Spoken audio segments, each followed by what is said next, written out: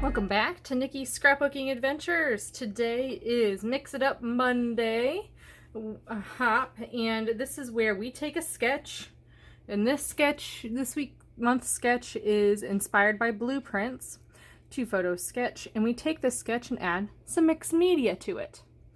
So the things that I notice about this sketch, it's 2 photos. It got some bands of paper behind it. It's got a cluster here, and a cluster right up there, along with the title on top of the photo. So today we're going to be playing with the Echo Park Away We Go collection. And we are going to be using both digital and the physical products. So I printed this paper, and it's just a solid color light blue. It's based from one of the papers.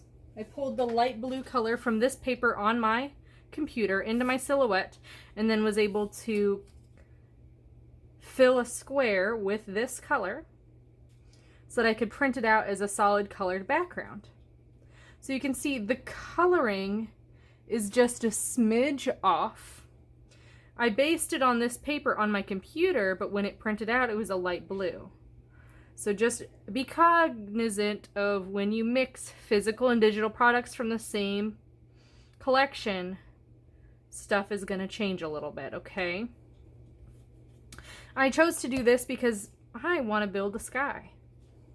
I've got this cute little die that I bought from somebody secondhand, and I just really love the hot air balloons, and I love the hot air balloon paper in this collection, so I thought, okay, let's play with some hot air balloons. But first, we're going to talk about kind of the overall of my layout. So I've got my photos here. I'm covering them for privacy. I don't have permission to show. So I've got my son and his cousin, and they are looking super cute. So those are going to be my 2 photos in my sketch. Okay. And then what we're going to do is use the branding strips, or the pattern from the branding strips, to make the paper layers. I'm going to switch it up a smidge, and I am going to place these on top of my photo because I got some dead space here. We're going to kind of go back and forth. So I'm going to put 3 here.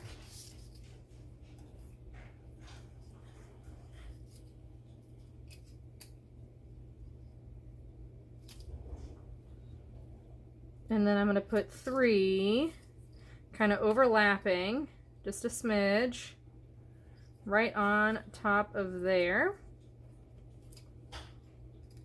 I really like this dark blue. That's probably one of my favorites. And I love the arrows too. Like, this is such a cute collection.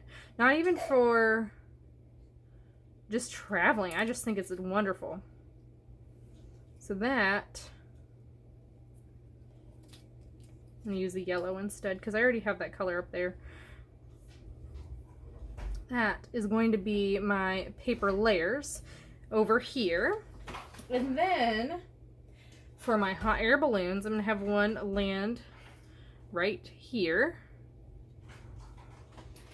And I'm going to put a cloud behind it. This cloud is from a paper punch, one of my favorites.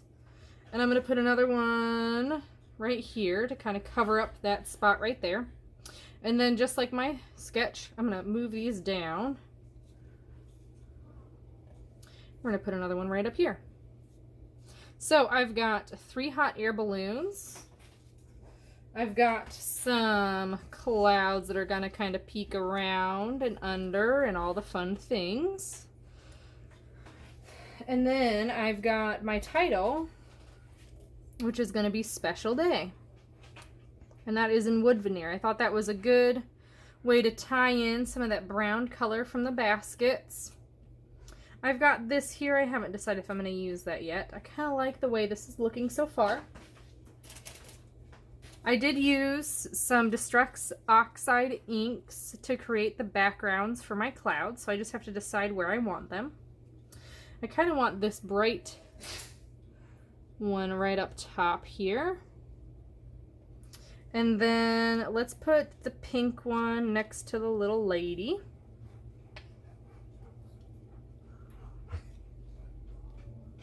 And then we're going to put this other one right up here. I'm going to switch that up. I don't want a yellow next to a yellow. I want it to be a little bit different here and there.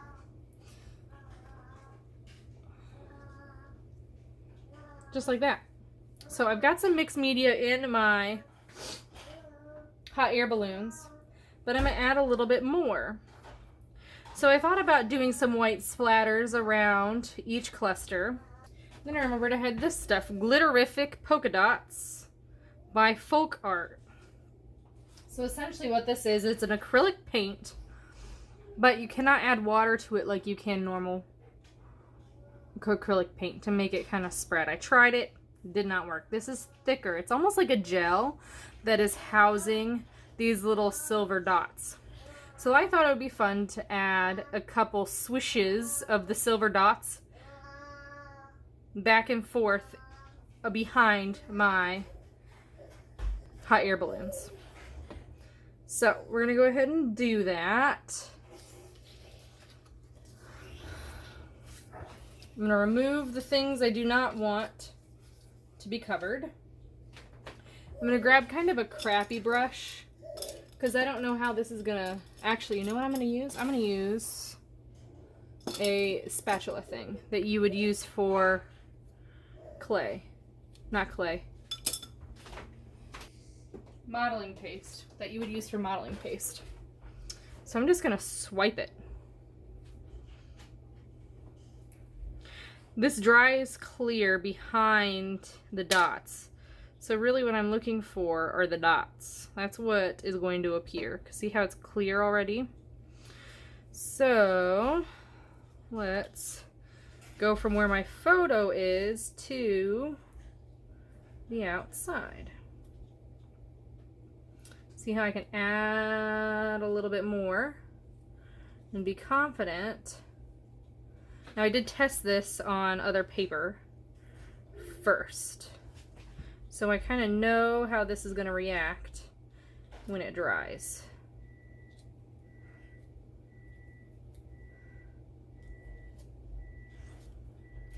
So there's some cute little speckles. Okay, and I'm going to do the same thing here and here. Okay, so I let the Glitterific Polka Dot acrylic paint dry. However, it is very shiny. You can see exactly where I put the paste. So I feel like I have to compensate. And I'm doing that by adding some diamond glaze to the hot air balloons. So I'm going to show you how I am going about that. On the diamond glaze, I have this fine tip writing nozzle that I got from Scrap Perfect. I'll go ahead and link it down below for you. And when you look in the description of the fine writer tips, it'll tell you what brand glue the tip goes for. So I am just going to go ahead. I got some bubbles here, so I'm going to get rid of those. Let's just go like that on a separate piece of paper. And we're just going to make a back and forth motion. Now, because that first little bit had a lot of bubbles, I was just able to pop them. Now, if there's a bubble now, I am just going to leave it until it dries just a smidge more. So I am just going to the edge, trying to fill in the spot, trying not to leave any gaps, and if I do leave a gap, I quickly close it, because that gap can form a bubble, and I really don't want that. If I can avoid making bubbles, I'm going to. Now, one caution. If you have arthritis, do not do this. This sucker is making my hand hurt. I am squeezing really, really, really hard on this. So if you have arthritis, don't do it. I don't, and my hand hurts.